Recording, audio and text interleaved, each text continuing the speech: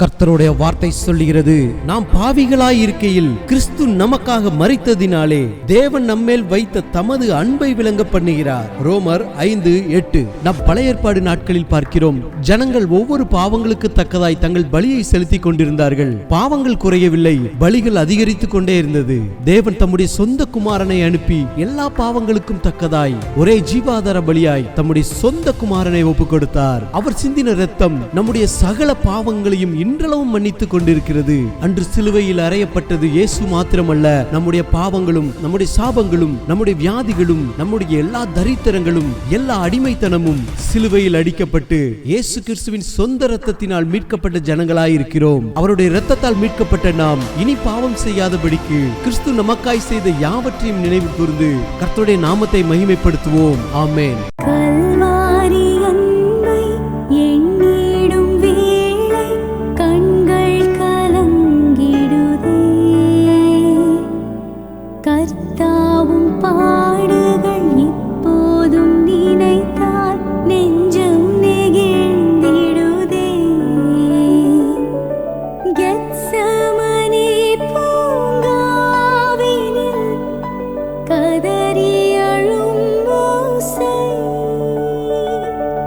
Get some